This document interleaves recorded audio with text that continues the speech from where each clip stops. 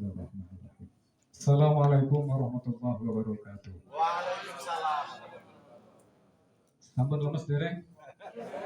Balik dereng, yel-yel SKI ini dikumandangkan malih. Okay? SKI SKI SKI. Terima kasih. Tepuk tangan yang meriah untuk semua. Bismillahirrahmanirrahim.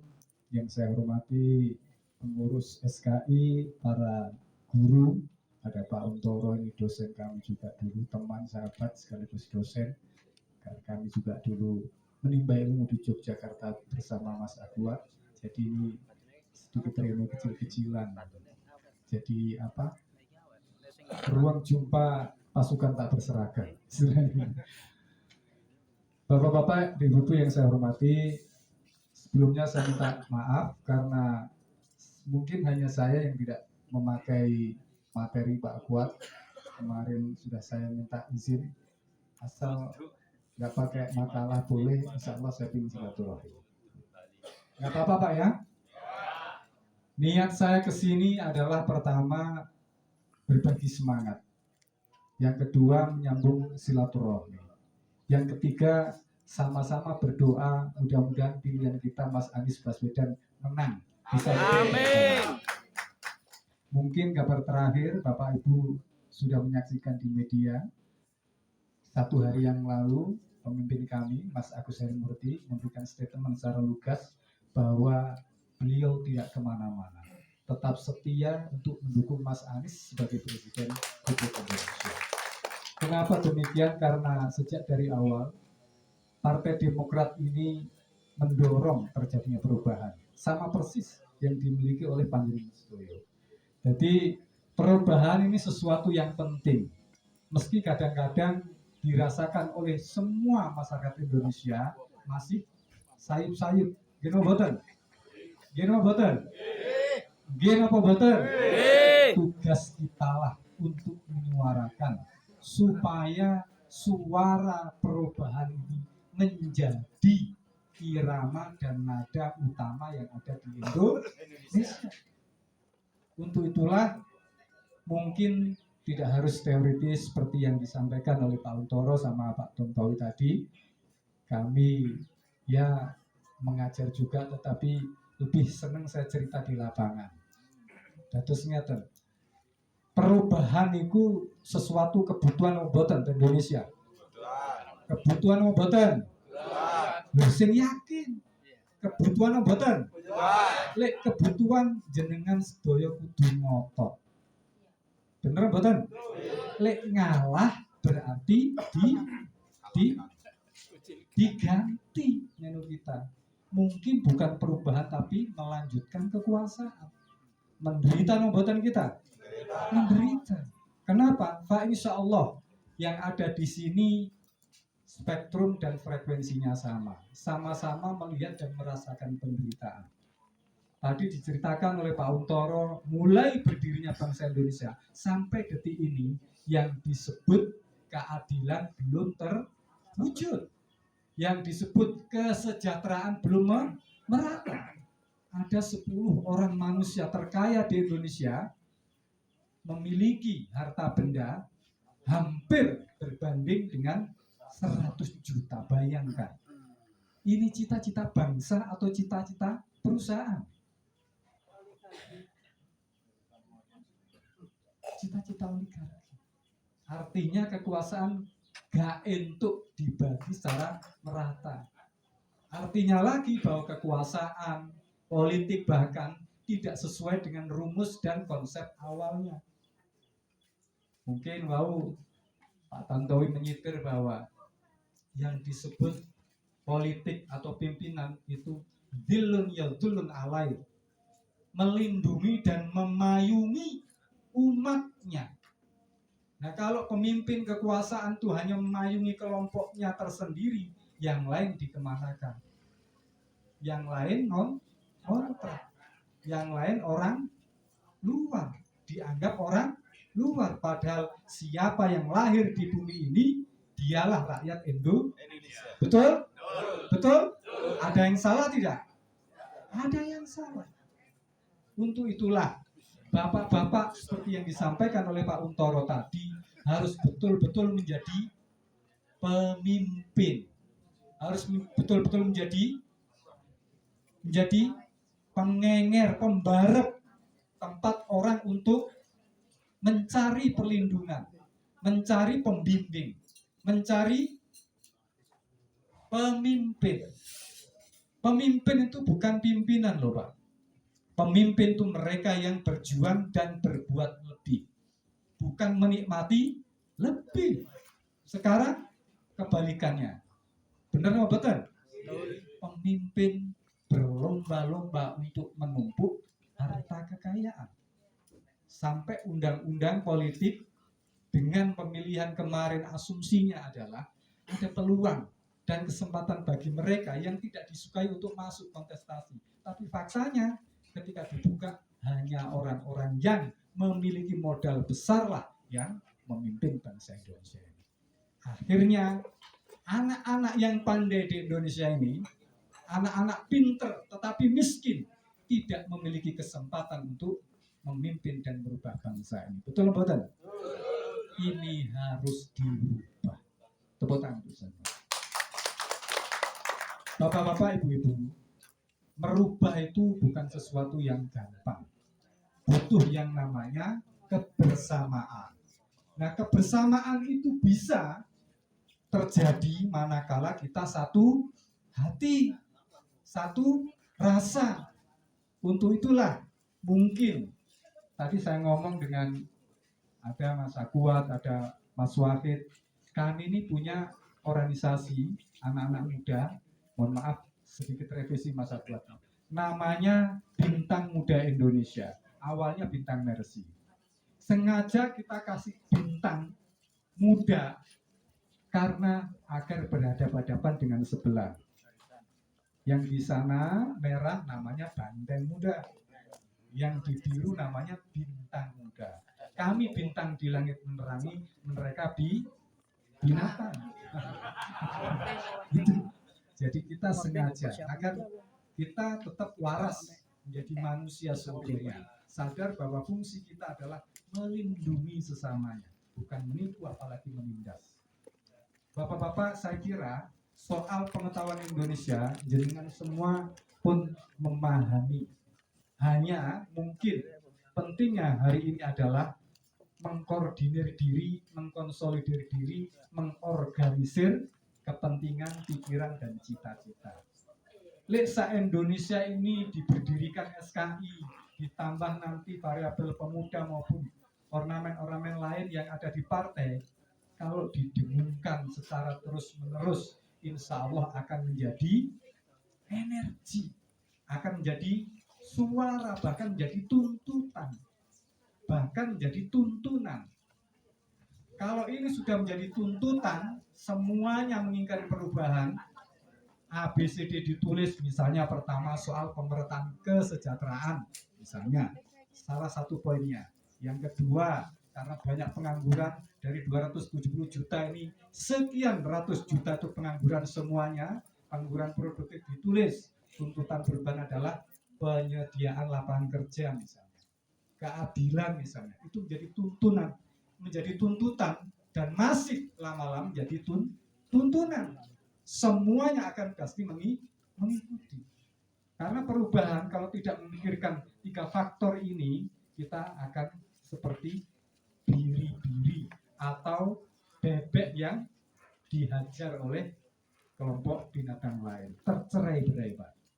Maka untuk itu suara semacam ini harus dibulatkan, harus disatukan, dikentelke. Ada metode tadi Pak Untoro, Mas Akuat cerita, sebetulnya golek konco niku gampang. Nek carane wong nadiyin niku jagongan, ngopi bareng, cerita-cerita rasan-rasan Indonesia. Indonesia ini sekarang sak ngene kira-kira menurutmu piye? Wis bener apa perlu dirubah? Menguntungkan kita atau tidak? Menguntungkan orang banyak atau tidak? Itu terus mawon. Karena ini tidak pernah dibongkar dan dibuka, akhirnya menjadi seolah-olah biasa. Benar betul? seolah-olah pemerintahan biasa. Maka pergantian kepemimpinan per 5 tahun ini seolah-olah menjadi sesuatu yang tidak penting bagi bangsa Indonesia. Gini betul?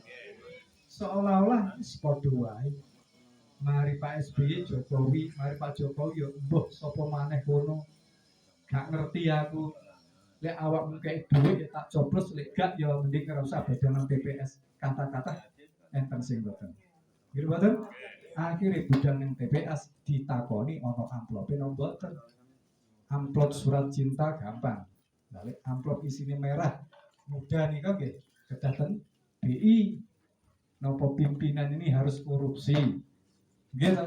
Sampai kemarin ini refleksi teman-teman, ini negara mau diapakan? Kades 6 tahun saja menyisakan 300 sekian yang terlibat korupsi dari 515 di kabupaten. 300 di seluruh kabupaten itu terindikasi kades-kadesnya melakukan korupsi. Mau ditambah lagi, artinya ini akal-akalan. Negara dan politik hanya memfasilitasi mereka yang memiliki otak kotor. Kita yang duduk hari ini, kumpul hari ini, yang katanya Pak Untoro tadi, ke depan harus mengisi legislatif, eksekutif, apa istilahnya? Jagung belum. Mau ngerti cerita, mau ngerti ambune tok. Maka untuk hari ini menurut saya orang baik jangan sampai orang benar harus memimpin. Setuju? Setuju? Pulau walau di Demokrat ngefan banget terhadap Mas Anies. Kenapa Mas Anies ini penting memimpin Indonesia? Ini adalah sejarah baru. Setelah sekian lama dari Pak Karno, kita rindu pemimpin yang memiliki gagasan besar. Saya bisa membayangkan kalau presiden itu nanti Mas Anies, mungkin akan terjadi banyak perubahan. Setidaknya cara berpikir dan berkomunikasi.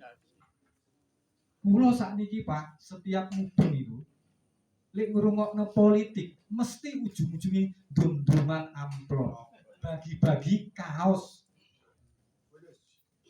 Loh ini bukan politik sesungguhnya.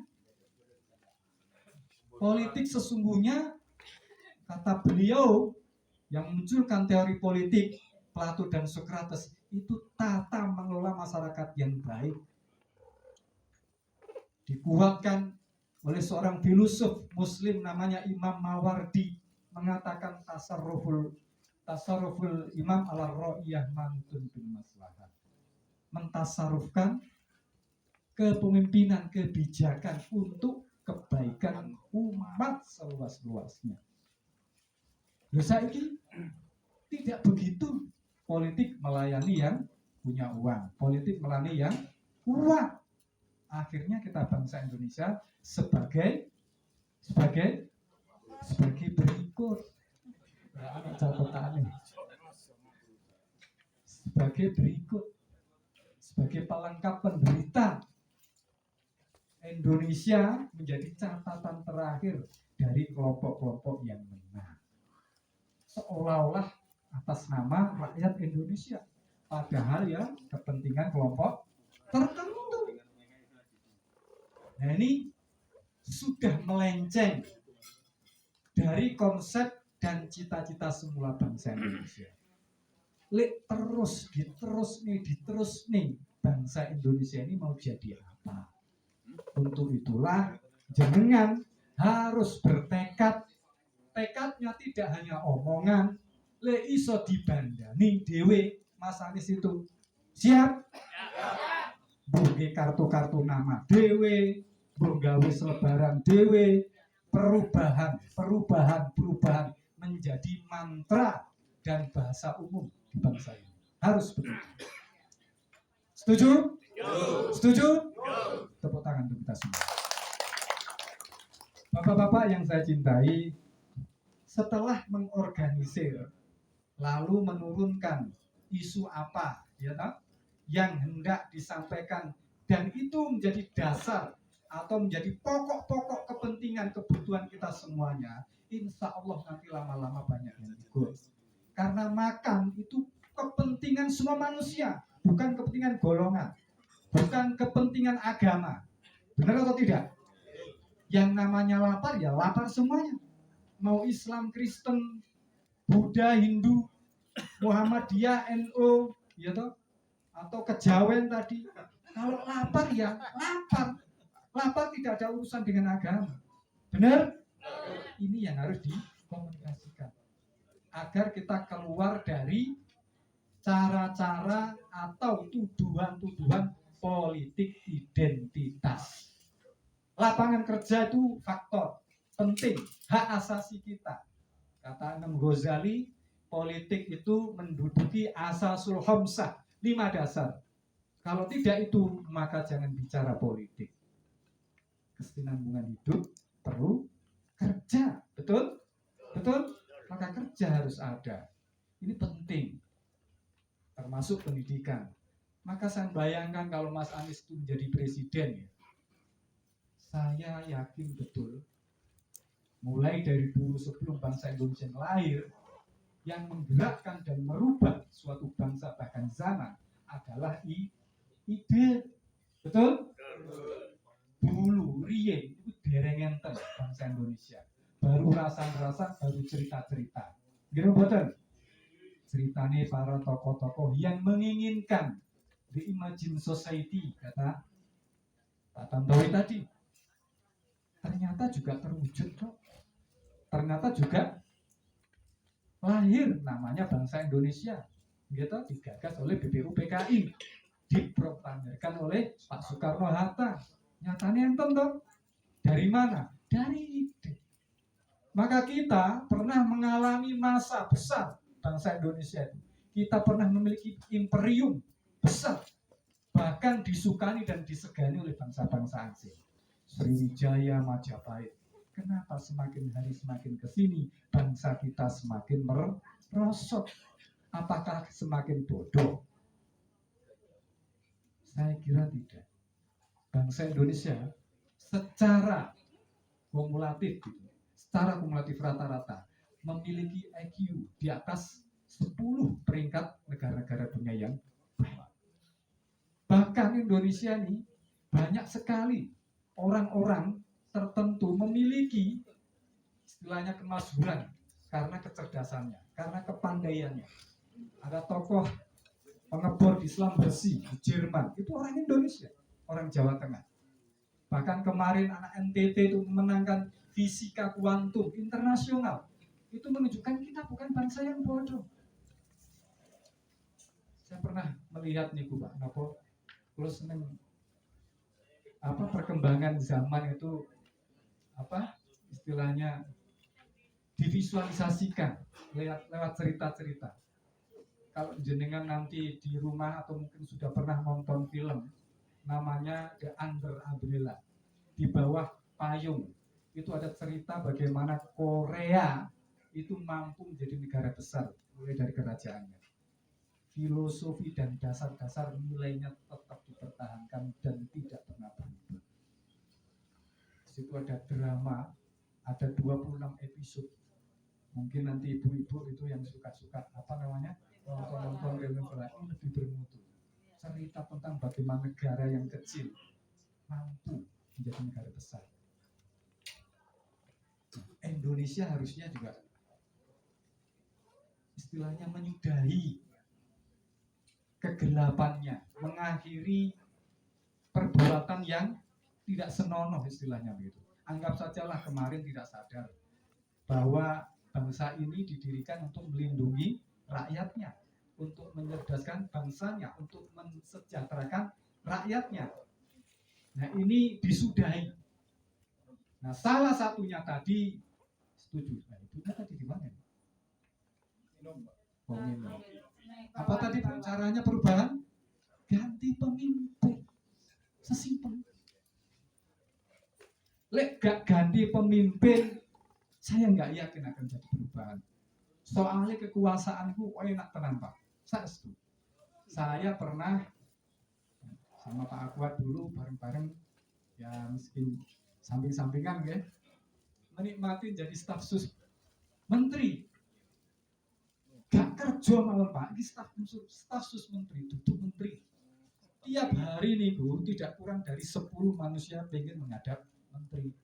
Jenenge menghadap menteri, ya ta? Gowo popo Pak. Sing brebes gowo berasin. Macam-macam. Nggih saestu. Jadi teng ruangan itu kuat kawan-kawan. Dan tidak istilahnya tidak pernah sepi, bahkan selalu di dalam gawang-gawang ini ono amplopé Pak. Paling titik 5 juta. Loh, ketemu menteri itu. Gurih. Saya setuju. Itulah karena gurih itulah melupakan dan melenakan. Lek wis duduk nang kekuasaan itu meh lali dengan tujuan berkuasa. Lali karo tanggane, lali karo bojone bahkan. Lali karo awake dhewe. Bener. Akhirnya nambah mobil, nambah omah, nambah isine omah. Ya nang ngono ya nang bojo bareng masing-masing. Saya setuju. Maka jangan heran kenapa setiap pemimpin hampir mayoritas di Indonesia kalau diteliti ini rasanya ngerepet-ngerepet pada urusan-urusan korupsi. Wong gak korupsi wae lho. Dikei, difasilitasi. Saking enak akhirnya mempertahankan diri, rebutan, desek-desekan, bahkan saling sikut-sikutan. Pokoknya sesuk kursi itu kudu nggo. Nek liyane tak sikat tak singkir nih. Politik akhirnya jadi urusan saling membunuh, saling sikut, lupa pada tujuan pelayanan, pengayoman dan pengabdian terhadap rakyat. Semangat jenengan? Semangat?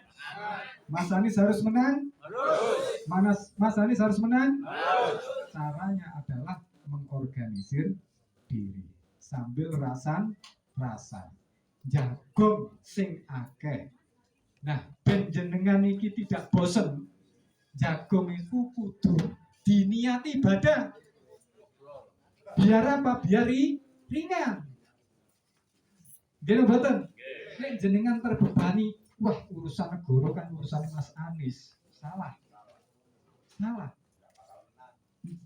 Salah mungkin tidak kerasa, tapi salah yang fatal. Saking biasa nih salah ini salah tidak terasa. Padahal ini tanggung jawab kita, betul? Wah, ini berdasarkan dalil, dalil ten Kiai Tantowi bahwa kita juga bertanggung jawab terhadap kebaikan yang ada. Jika kita melihat kemungkaran, penting kita untuk melakukan perubahan, betul? Kalau pimpinan salah kita nggak mengingatkan, kita juga salah, benar nggak? Maka kita wajib hukumnya bergerak. Nah, dengan cara apa? Dengan cara yang jenengan bisa. Bisanya khotbah, bisanya cerita. Bisanya kita jagung. Misalnya kita bisa membuat semacam pelatihan seperti ini. Alhamdulillah. Di samping ini adalah memang tujuan politik, masuki istilahnya. Jangan lupakan kita niat ibadah. Ibadahnya di mana? Ibadahnya satu, wakil niat ibadah. Akeh. Istilah dasar kenapa harus dianggap ibadah? Satu ya kita amar ma'ruf nahi mungkar. Satu kita tawasul wa tawasau bil haqqi wa tawasau bis sabr. Kita mencari pemimpin yang baik, adil. Kita bercerita dalam koordinasi dan kekuatan yang utuh. wa'tasimu bihablillah jami'an wala tafarraqu. Ini harus kita resapi, harus kita insapi agar gerak kita tidak berat. Lek jenengan bergerak nanti nunggu siraman, ya lek siraman rohani, lek siraman duit misalnya, sangu misalnya, coro kasarnya. Nah, apalagi duit haram.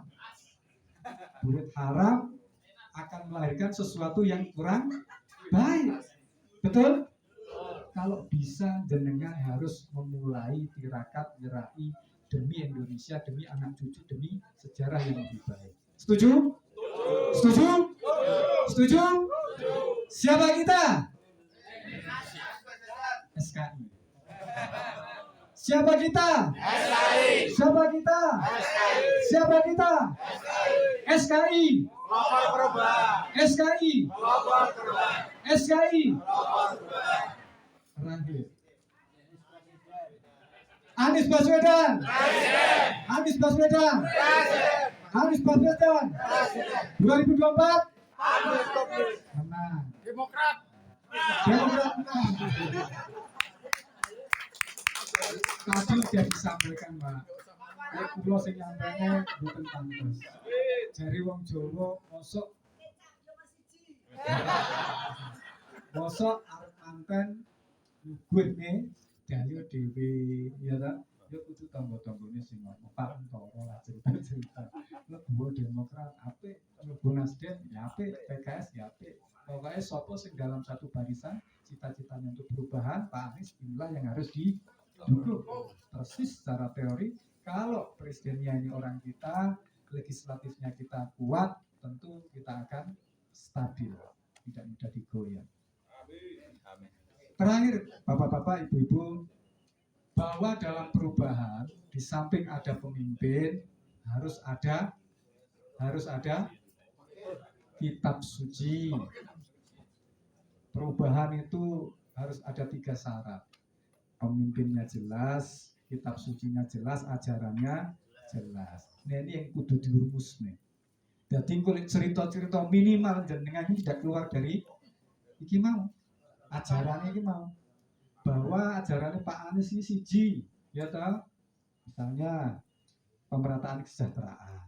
Yang kedua lapangan kerja, sekolah gratis misalnya dan sebagainya, disimpulkan apa di apa? Di konsep sendiri. Ben wong kuwi percaya Pak Anies iki barang apik. Lek sampai gak menang berarti kita kurang pandai untuk mendagangkan. Gimana betul? Ini barang apik kudune penak oleh dagangne, oleh cerita-ceritanya. Tapi ingat, suksesnya sebuah ajaran itu tergantung para penyerunya. Betul? Islam itu nggak kenal Rasulullah, hanya baca, hanya dengar. Betul? Sampai di Indonesia ini ada yang bawa. Nah, yang bawa inilah yang disebut nabi-nabi kecil, utusan-utusan kecil. Tadi disebut oleh Pak Ontoro, pemimpin-pemimpin lokal. Lah, pemimpin-pemimpin lokal ini harus menjadi teladan masyarakat, minimal dalam lingkungannya. Tidak mungkin akan terjadi perubahan dan rakyat, masyarakat, lingkungan akan ikut kita manakala kita ngajak seseorang kita penuh masalah.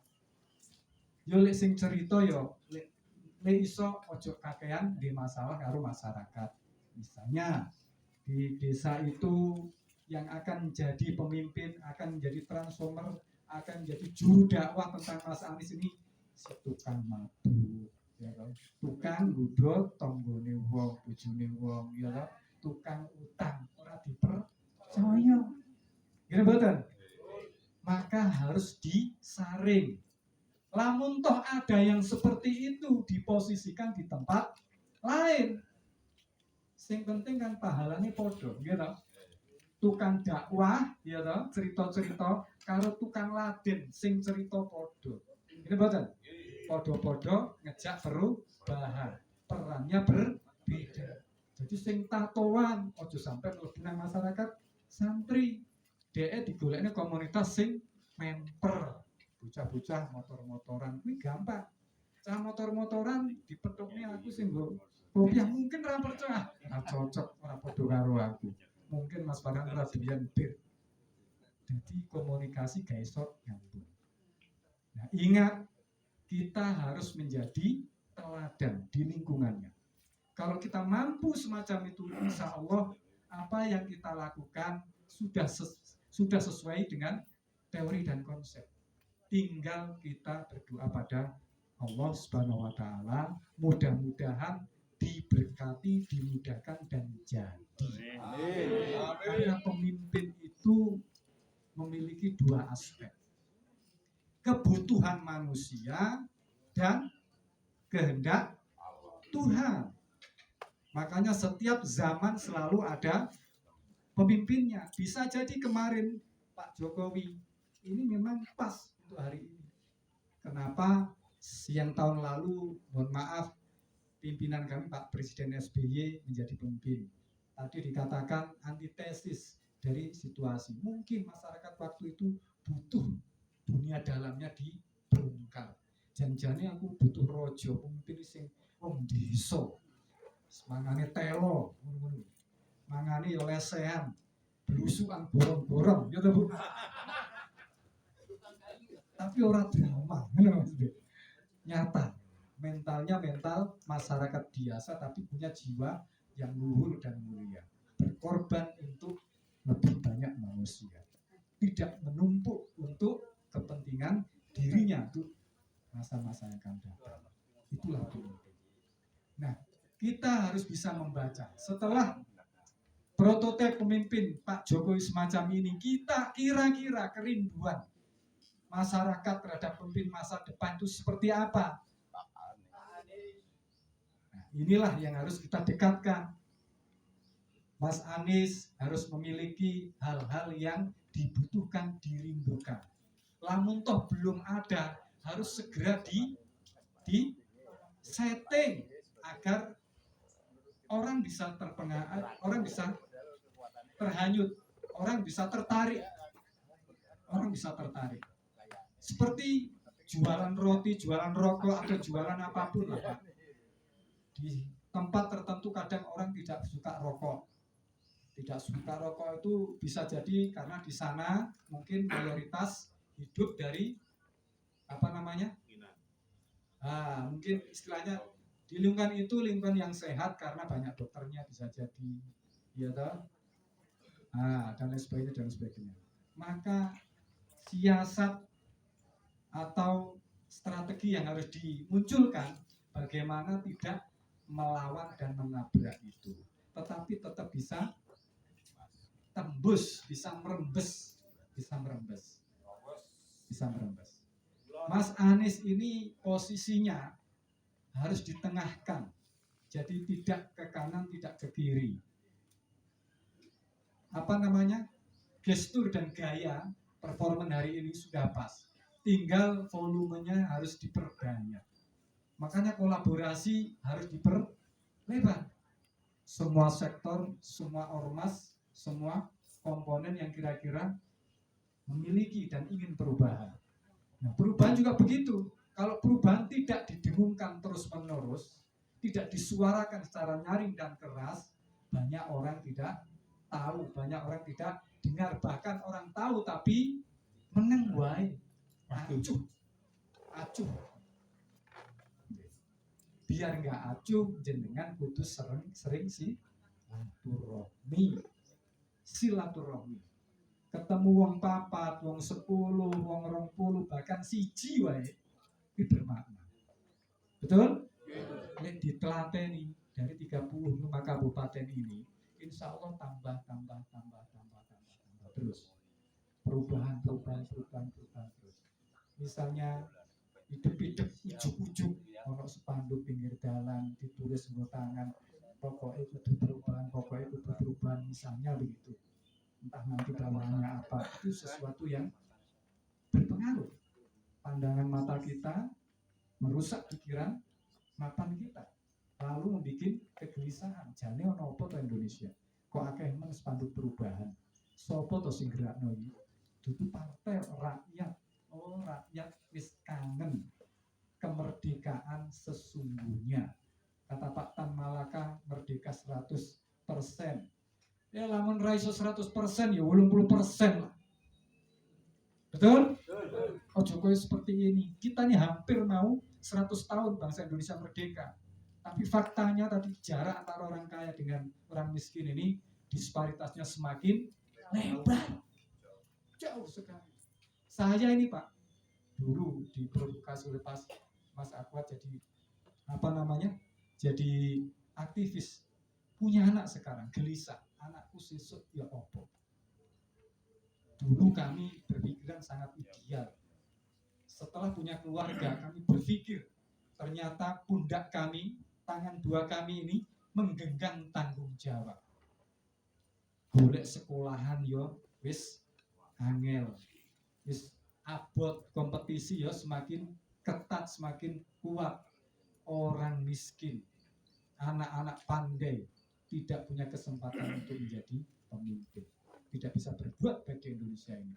Bangsa melayani orang kaya, bahkan orang asing. Betul? Betul? Saya kira itu kesimpulan kita sementara. Mudah-mudahan ada ruang dan forum yang lain nanti bisa kita sambung. Silaturahmi ini terbuka untuk kapanpun. Mudah-mudahan kita menang. Mas Anies Presiden 2024. Wassalamualaikum warahmatullahi wabarakatuh. Tepuk tangan untuk Pak Farhan.